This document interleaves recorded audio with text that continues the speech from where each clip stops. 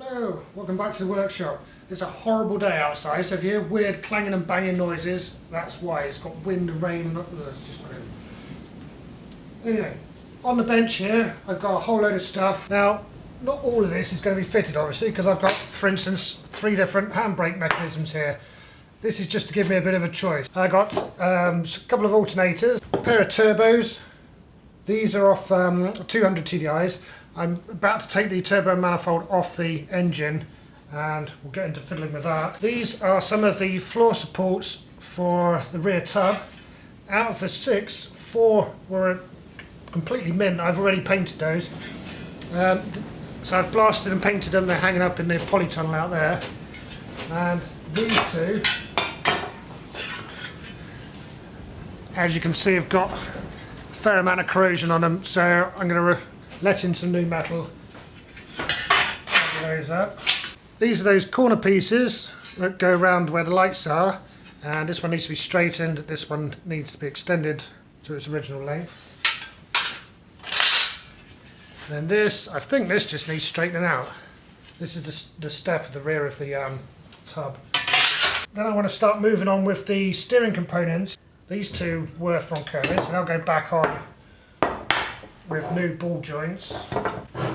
This is the steering box. So we have the steering wheel goes up this end and it turns that kind of motion into that kind of motion. This has obviously been leaking a lot, so I'm going to open this up and have a look inside. I'm going to start though with the turbos. So this is how the manifold and the turbo look at the moment. Now remember, this is a 300 TDI manifold and turbo on a 200 TDI engine. And I've done that to get the exhaust where I want it. So the exhaust bit I'm happy with, because we sorted that out. This has to go, this is the exhaust gas recirculation valve. And I'm just going to take this off and blank it off. This though, this is going to require a bit of work. I can't hook up a pipe because this bulkhead bracket is in the way. So what I'm going to try and do is rotate this section around a tad. I think I'll also just blast this clean and paint it as well. Oh, and incidentally, you see down here I've got a new dipstick, which came off one of the scrap engines. So that's good, that's that bit sorted out.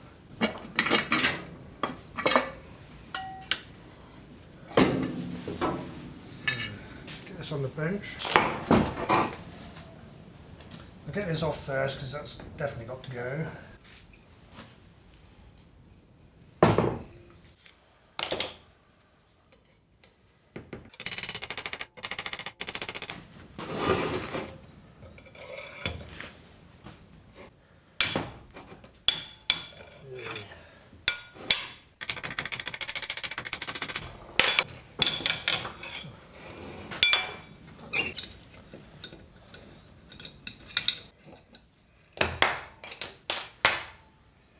Now I can use that as a template to make a blanking plate, which will go over that screw on there. That'll be that done. I did consider buying a new turbo, a racing turbo, but then I realised it's completely unnecessary for what I'm trying to do. I don't need any more power than this engine's going to deliver as it is.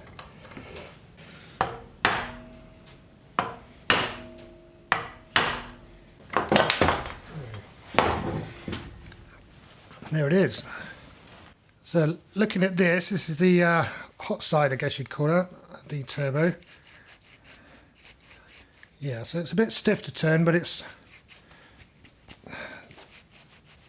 there's no play in there and there's no damage visible to any of these vanes.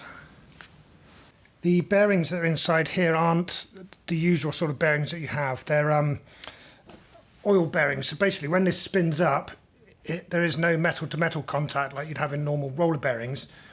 It sits in a bath of oil and spins. Well, I'd like to have it a bit cleaner, but yeah, I think once that's got some oil flow through it, I think that'll be all right. What I need to do then is choose a position so that the air pipe work works out, but also the oil pipe work. So with the pipe work I'm on about, we've got oil flow and return. So the small bore one's going to be the flow, and then the return goes back to the sump through here. So I should probably say at this point what a turbo is, because there's probably some of you that haven't come across them before. All it is a pair of impellers. That's all. So that's these things here, these turbines. Or it's one turbine really, split into two halves. So this half here sits in the exhaust flow, and this half here sits in the airflow. And it's simply a way of forcing more air into the engine, into the combustion chambers. So more air equals more oxygen equals more power. I can see what I'm going to have to do is move this part of the housing in relation to this part, so the cast iron part in relation to the alley part, because we've got not much reach on this pipe here. Just goes from there to there. He's moving this giant circlip in here. Put it in the soft jaws.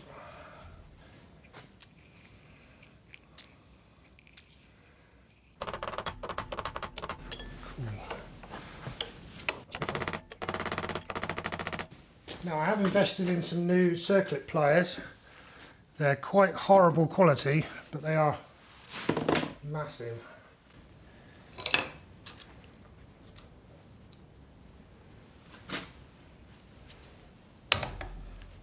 There we go. Hey. Well, that's jolly good, isn't it? These are such horrible quality, these tools. I really wasn't expecting that to work, but fair play, they did. And this is the this is the whole of the core. And there, now you can see both sides of the turbine.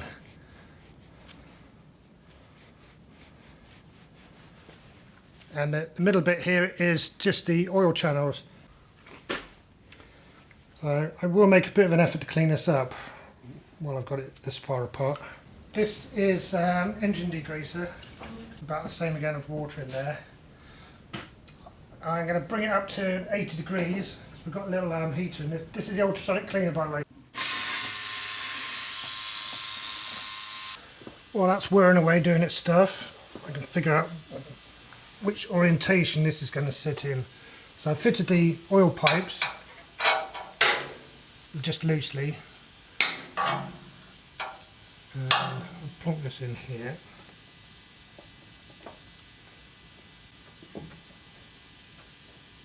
More or less like that. Let's take that off and let's scribe them up. First session is done.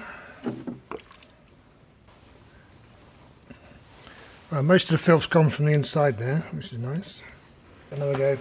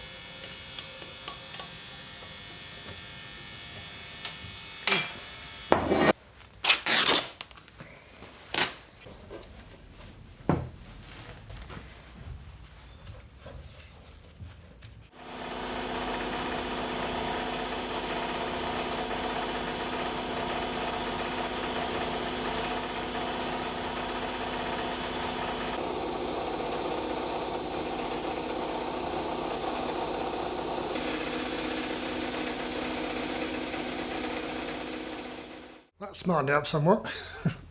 I'm going to paint it straight away. It's just that time of year and it's actually raining outside. There's just dampness in the air. This will, it'll rust within hours. Got some black.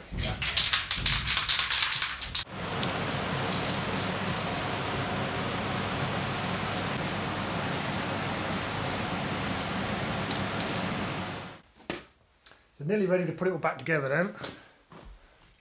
Inside here still looks a bit gacky. This is old engine oil inside here. So I'm just going to pour some WD-40 in the top.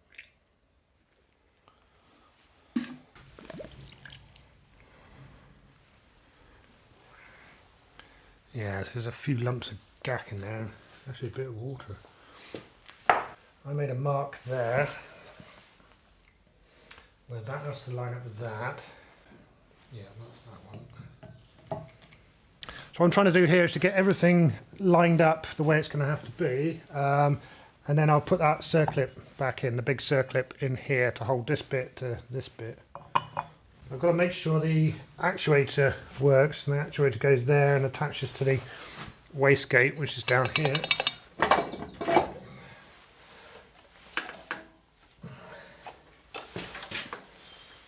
Right, so ideally, I want the pipe coming off of there. That'd be nice and easy to work with. But then that means the little actuator arm is in completely the wrong place. Yeah, so the best I'm going to be able to do is about here. I'm going to have to cut part of this bracket away to get the pipework to come up. Yeah, because this has to sit over the starter motor, which is it's all a bit snug in there. That's how it's going to have to be, because then the actuator will work. We clear the starter motor with the actuator. I'm just going to have to mess about with this bracket.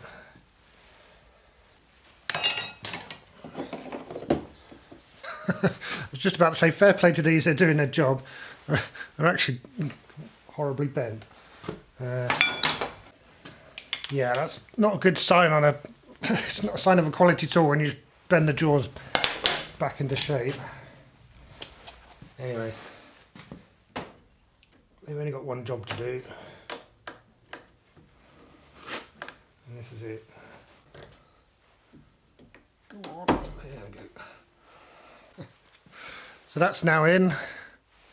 See the circlip there is now in, and my alignment mark still lines up with the thing I was aligning it to. So that's all good.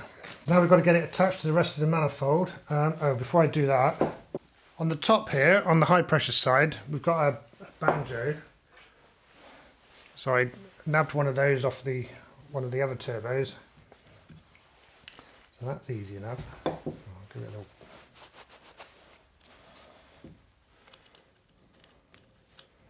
That goes in there. I can't lose that then. But this side needs a gasket, and there it is. that's the remains of the gasket.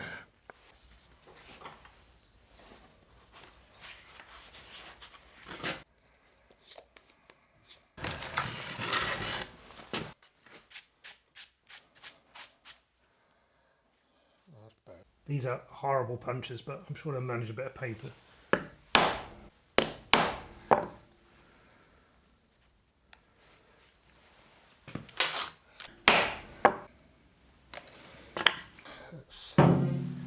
Should all fit now, and we just got to put in the oil pipes.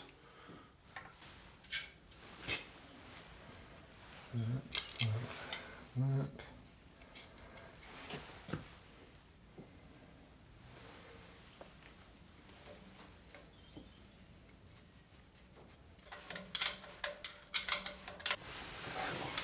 Fiddly in the extreme.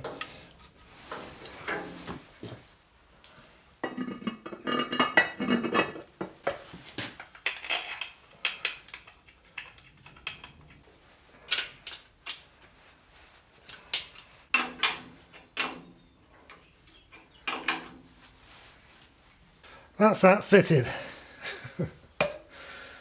Gosh, what an effort. It's really sunny outside, which means I've got plenty of extra solar power, which means I'm going to do some welding. So I'm going to sort out the repairs on these floor supports.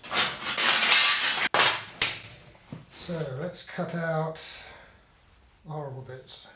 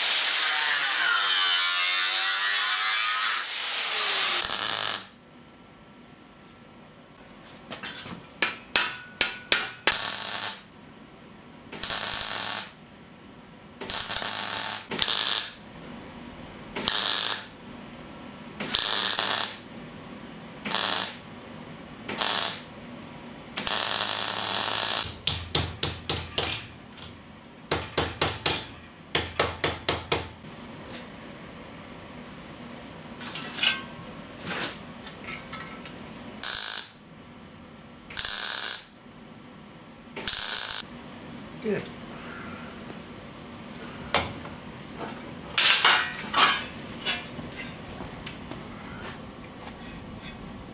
That will do for that. So let that cool down a bit. Sort this one out.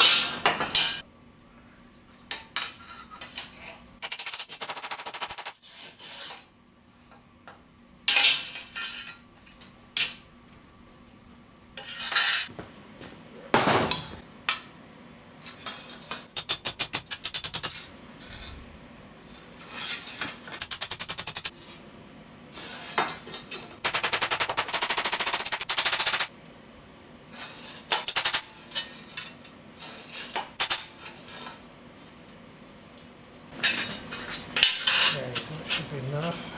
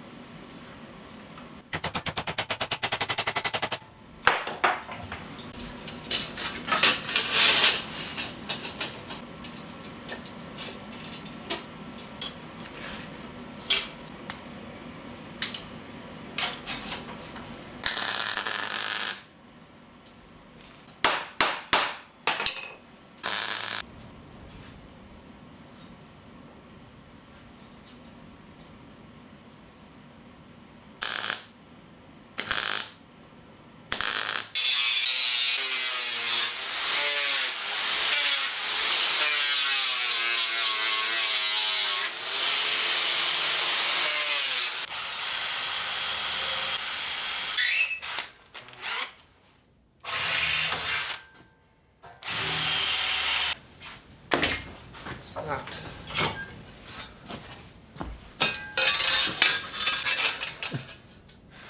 Sorted.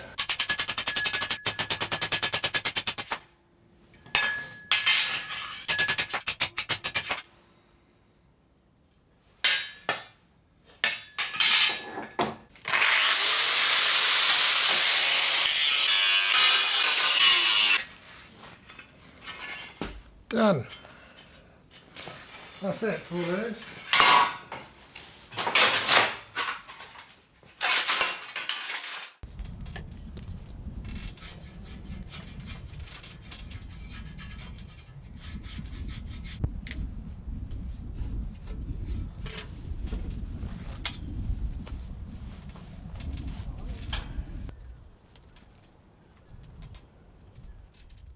Let's move on to the alternator then. So I've dug out the bracket that holds the alternator that came with this engine, just to show you why I won't be using it.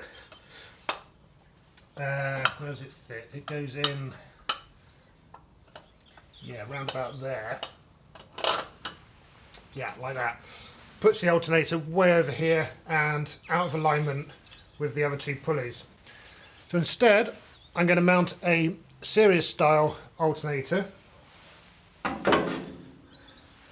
on a series bracket, which I pulled out from one of my scrap engines, and that goes down here. It's got the right mounting holes in this block for this bracket. The only downside, well, there's two downsides. One is that this is going to sit as it is too far this way, so the pulley here won't line up with these two. The other issue is there's a sheared off bolt buried right in there, but I can sort that out. So what I'm going to do is make up some kind of spacer here between this bracket and the block to bring that out, so that when this sits on it, everything lines up nicely. Now if I could drill a hole, carefully drill a hole in the middle of that, I could perhaps get this screw extractor in. So a screw extractor is just a reverse thread, so that when you go with the undoing motion, it screws this in and undoes the, the thread. That didn't make any kind of sense, did it? But that's probably, well, it is definitely very much seized in there. And this is a blind hole as well. I'm going to try heating the whole thing up before I do anything else.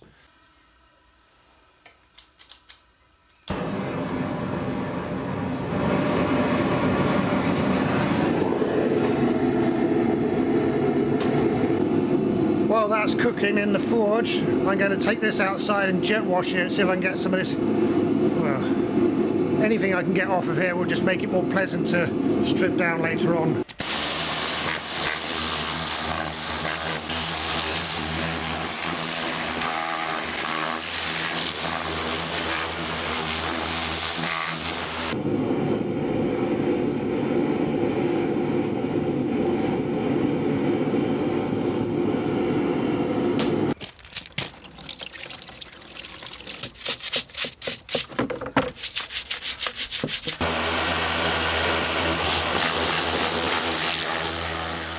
We've got that bracket in the forge cooling down. We've got the steering box outside drying. While we're waiting on those, might as well make a start on this handbrake. So here's Kermit's original handbrake mechanism. I'm going to reuse this, I reckon. It's potentially serviceable. It's seized up at the moment. The nice thing is I've got two others here, which means I can strip this one down and not worry about where all the bits go, because I've got something to refer to.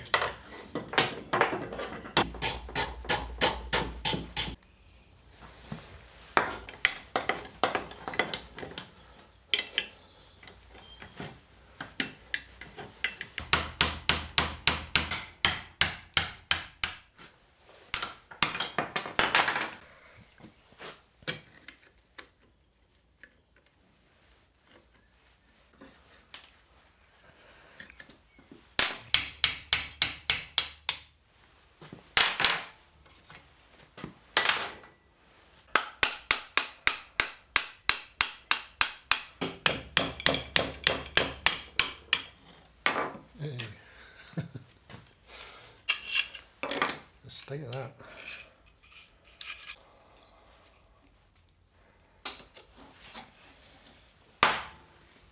Yeah.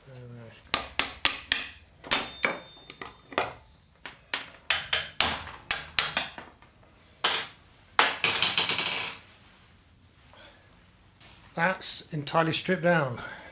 Well, apart from this green handle, which is going to have to stay.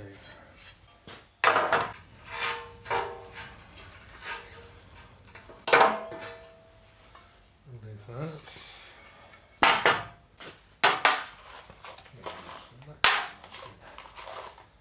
So something like that, I'll wire brush and that. It's warm, but it's not hot anymore. I'm going to try putting the screw extractor in. If this doesn't work, we'll just drill it out and helicoil it.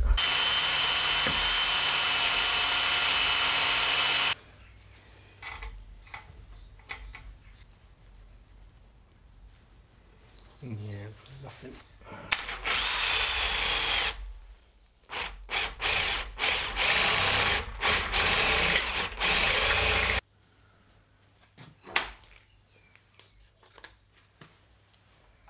This bracket's cast iron, so I won't be using any of this.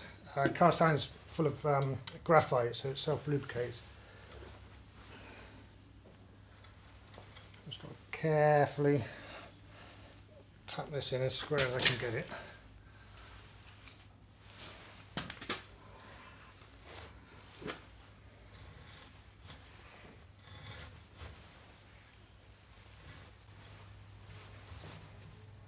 That's it, up and down.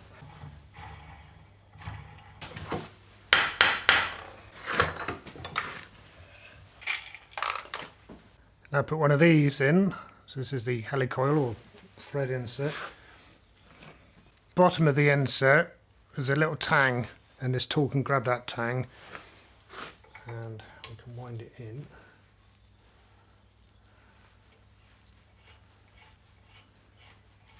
Now I'm going to snap the tang off with this little punch. There we go. So that's now a perfect M8 thread restored.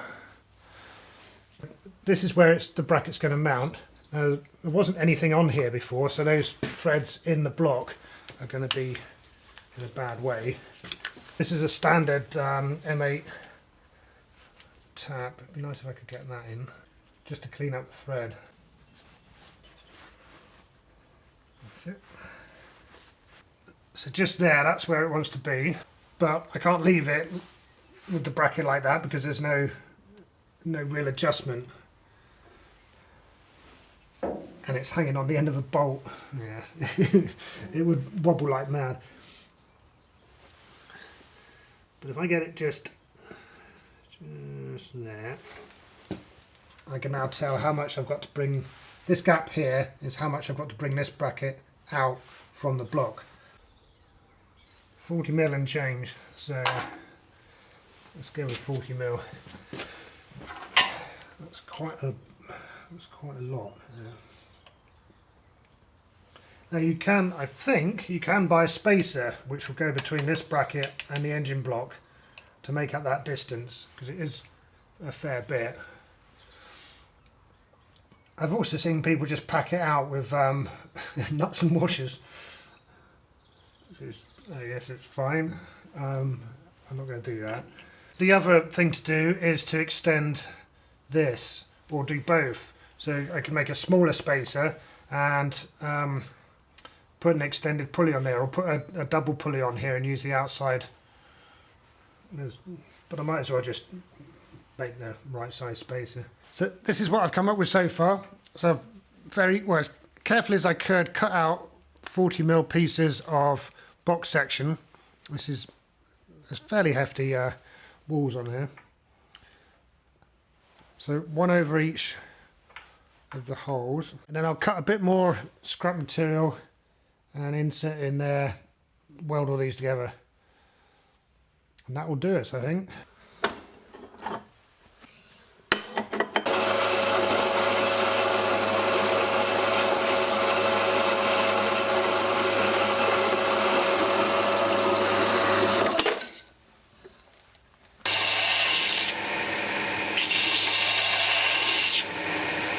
And so that will go in there. Work quite well. So I'm going to be blasting stuff anyway, so I'll blast all these components before I weld them together. That'll make welding easier. While I'm using the blaster, I might as well just to tidy them up. I'm going to do these pulleys as well.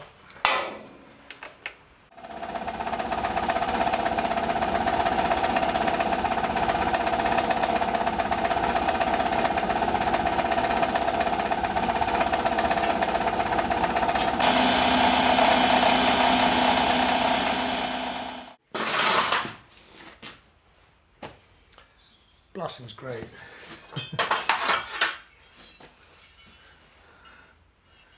Lovely and fresh.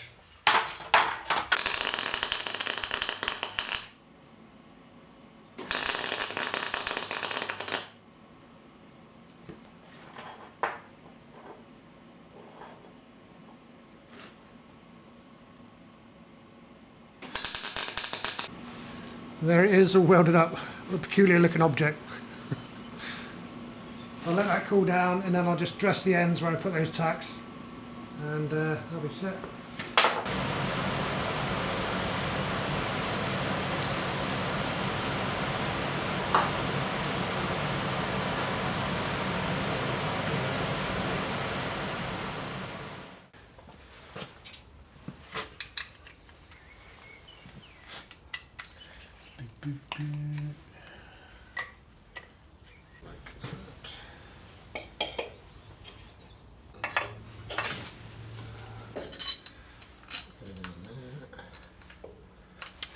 Right, that's going to work. So all I've got to do is sort out these studs now, and then that. Oh, I should have painted that as well, shouldn't I? Never mind.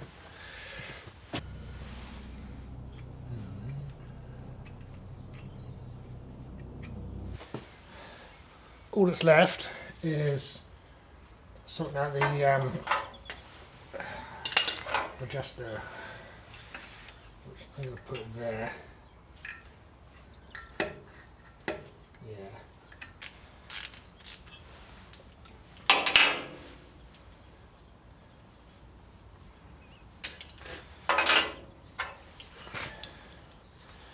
.52 plus that, so I'm going to cut this down to 52mm plus this bolt.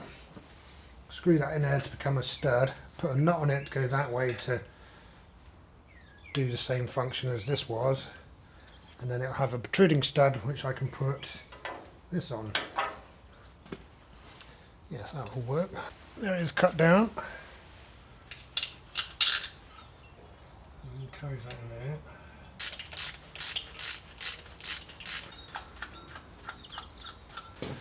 So nylock at the top, double nut there. Yeah, it's gonna work. So you can just about make out the original bracket there, and there's 3 studs holding that in, 2 going from this side, 1 coming from that side, and they sandwich the spacer piece, which is that, which you probably can't make out, and then we've got a sensible adjuster. It's all looking good.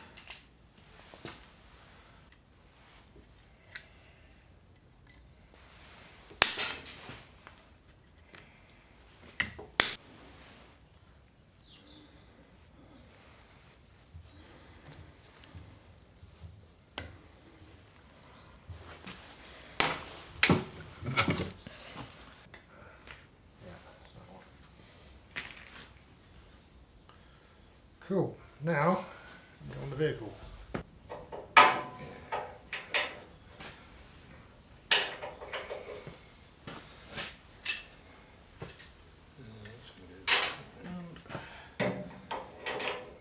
You can see I put in the gear sticks as well.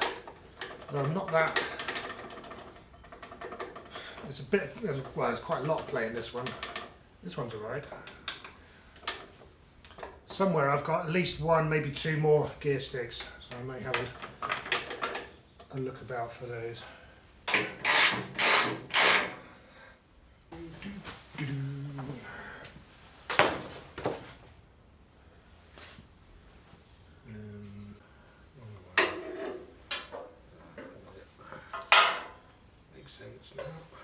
Remember my disdain for the rod linkage for the accelerator mechanism.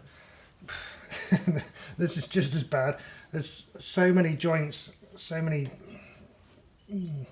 things to adjust. Yeah,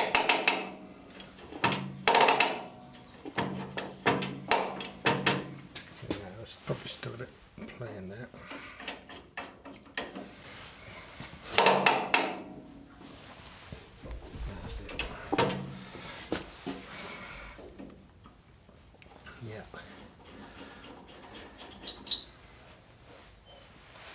So that's it. I've adjusted the handbrake itself. These ones just took the play out of now. Oh yeah, I've got to put a spring in. There should be a return spring there, but I'm not sure where it. Can't see you need a spring. Where would it spring to? So I'll lock those together. I've got some split pins to go in, and then we're done.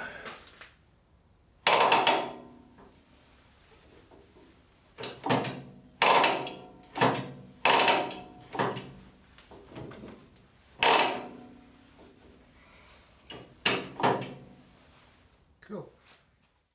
Well, we're getting through the stuff that was on the table. It's mostly just steering things left now. We'll start with the steering box. Now this, remember, it's been leaking loads, so I'm expecting it to be bad inside. First thing I noticed was up the top here, there's supposed to be a bearing. You can see what's left of it, just those couple of little steel balls just in there. Obviously that's going to have to be replaced. I do have a rebuild kit. It's slightly dubious quality. I think the people that have sold this have repackaged it from its original blue box. But you can see what I'm going to find inside here is these are the races, and they hold some of these balls. The rest of the balls go inside a screw, which is, let's just open it up, shall we?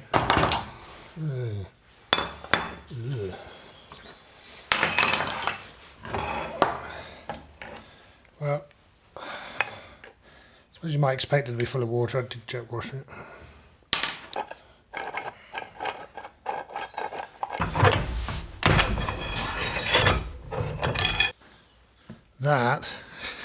That's the inner race of a bearing. It must be, because that won't come out over it.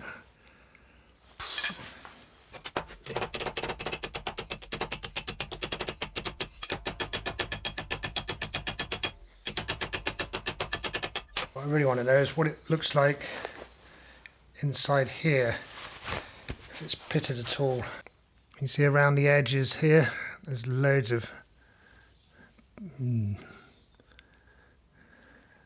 doesn't look very nice. Well, that doesn't look too bad. So the inside of this, this was the top bearing. That actually looks all right. So this is the lower one. You can see in there the pitting at the bottom of the where the balls run. So this would have been at the bottom of the steering box, and it looks like it just sat in a pool of water rather than gear oil.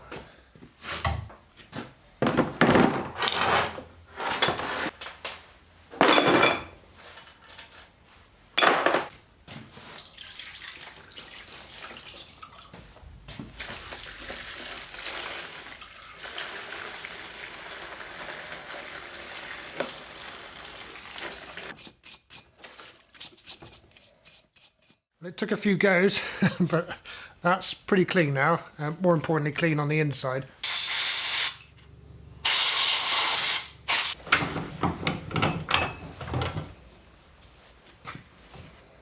This is the bit that goes onto the shaft.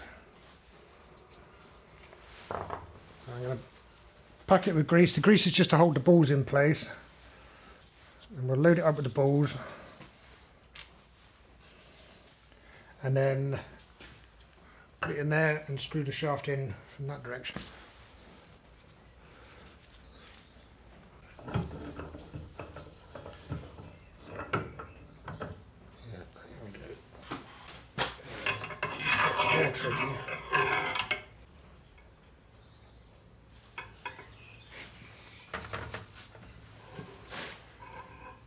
So I've got all 10 balls in there. Squidged in. Just tuck them in there quick. Whew.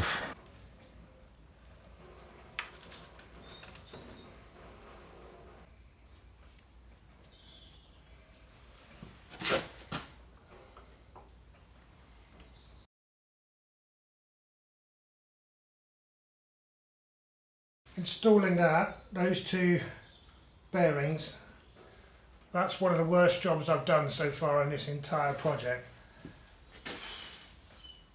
Yeah. Ooh, so frustrating. But they're in. Now all I've got to do is keep everything in while I do everything else. When I dismantled this box, the end plate here had 3 shims on it. Now the shims control the amount of pressure that the plate puts on the those bearings that I've just put in. So I don't know if 3 shims are going to be correct for the new bearings. So I'm going to put it together and find out. So we've also got this tiny gasket. So I'll put all of those on there.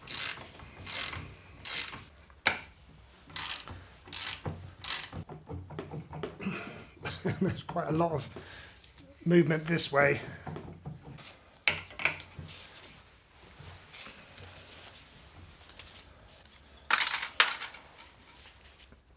I'll try again with no shims.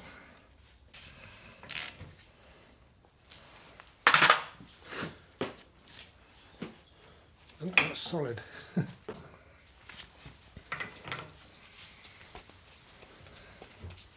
That's it, I think.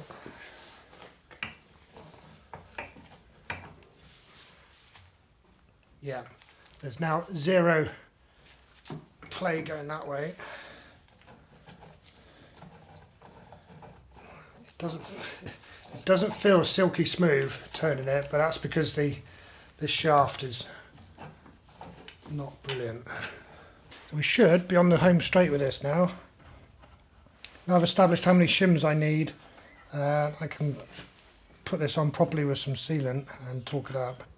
Well, that's as far as I can go for now. I can't put this column back on because I'm waiting for the bearing to turn up. But that's the bulk of the work done. I have to say that it just doesn't feel very smooth, and I think that can only be down to that shaft with the wear that was on that. So I've got a feeling I should be doing this whole job again with the other steering. I've got one more steering box which I can might be better, but it's not easy to get to at the moment. You'd think, it's just one of those things that after all that, there's a lot of effort. Well, a lot of frustration really, to be honest. That was the worst of it. Getting those bearings in, that was miserable. And at the end of it, to not have a perfect component, it's a lot better than it was. There's no slop in it, which is good.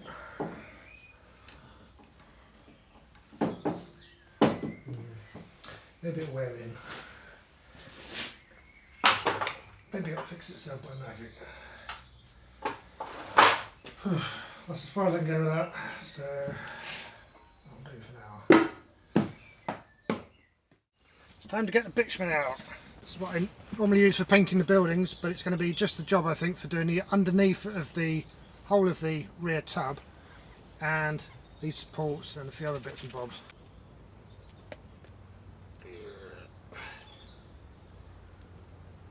I'm going to really goop it on because this is going to be the barrier between the steel and the aluminium, and obviously there's a coating of cold galvan there as well.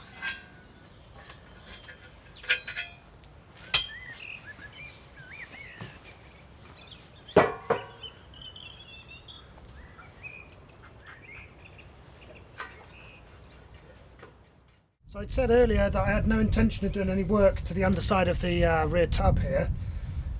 Then I jet washed it again. I've changed my mind. I'm going to have to put something on these bits here. There's plenty of material here, but not so much where it actually needs to be. So these holes are where the rivets are going to go. This one's alright, but this one is just not there. I reckon I can do it with this. This is found this round the corner in the rough storage area. This is a capping piece for plywood, and it's aluminium, but it's very stiff. Now if I can cut this into strips, I can rivet it on where we have material, and then that'll provide somewhere to drill the holes to put the floor supports on. You've got to think with these things, it's not the individual bits that matter, it's the overall strength of the object. Of course the challenge now is to try and rip this down into strips.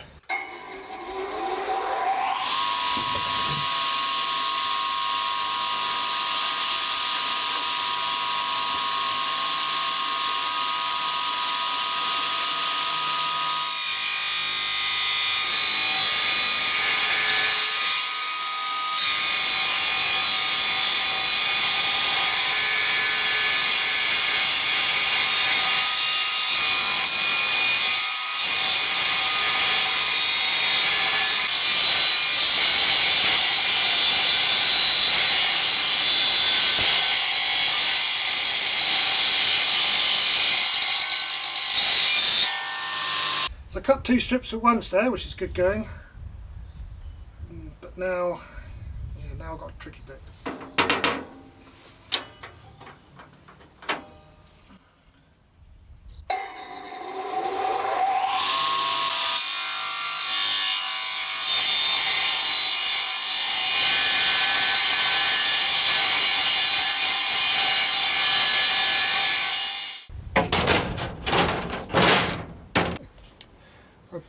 Apart from getting peppered with aluminium chips, a bit painful in the face, that worked a treat. So rivet those on and we're ready to roll.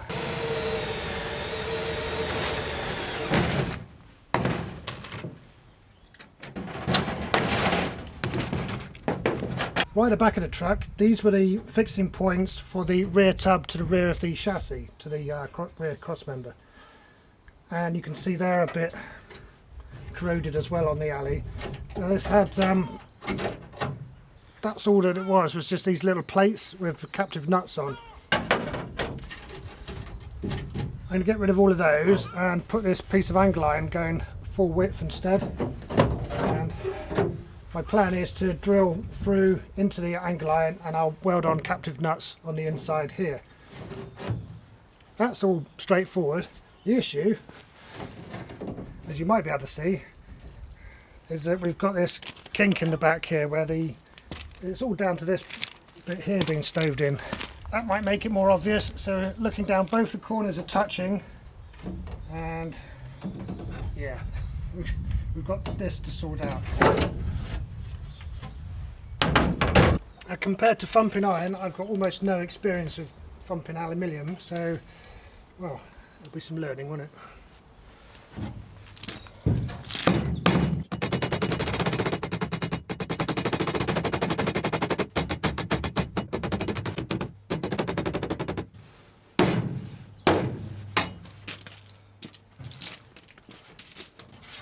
That's taken quite a lot out there. Now it needs to, this corner needs to pull this way.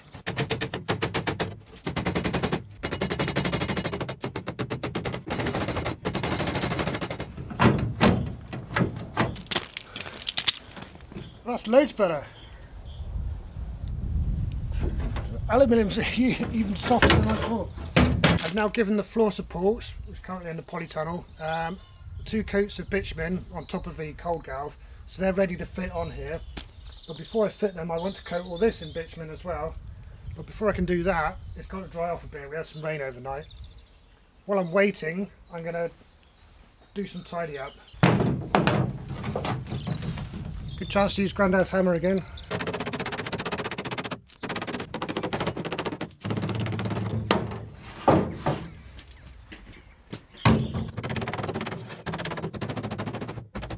If we imagine the floor support going across here, most of it is pinned in with aluminium rivets, but at the end they had what I thought was steel rivets, but apparently they're not. They're some kind of steel riv nut. I'm not going with either of those, but what I'm going to do is knock these out, knock out the remains, and replace them with these M6 bolts, but they've got a big flanged head on them, so that'll be on the floor side. And then I've got a serrated flanged nut on this side, which should mean I can do them up by myself. We'll see.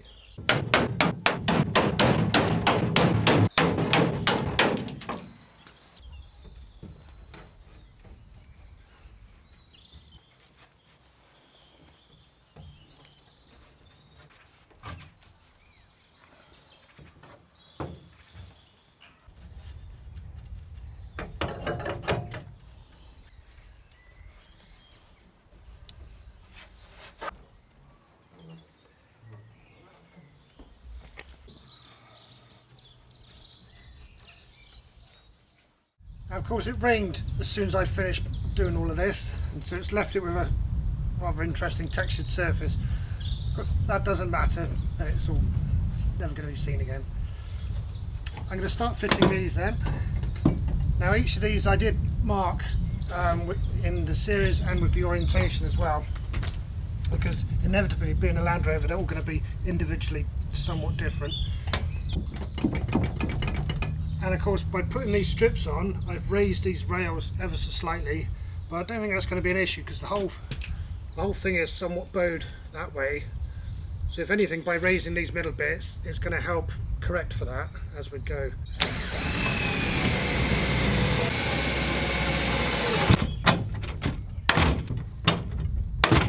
Incidentally, I've got here 2 types of rivets.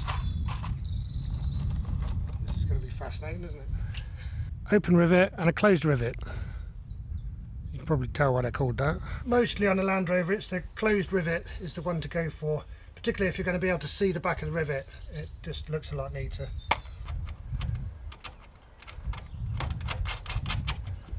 I'm going to start with those 2 and then these ones.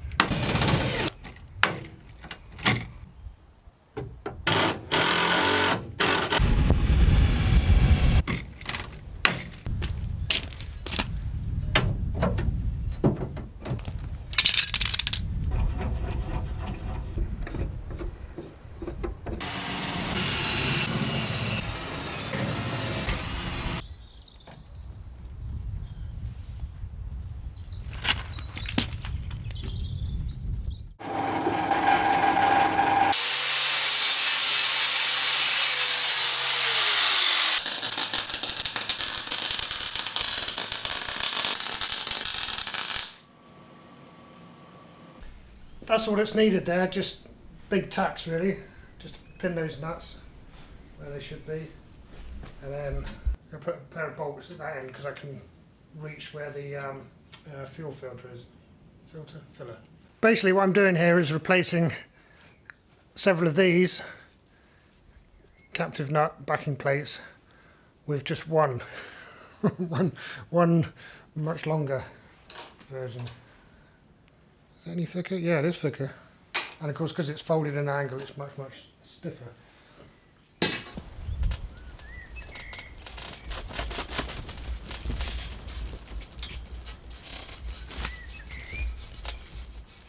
Got cold galv and bitumen on this, so it's ready to fit now.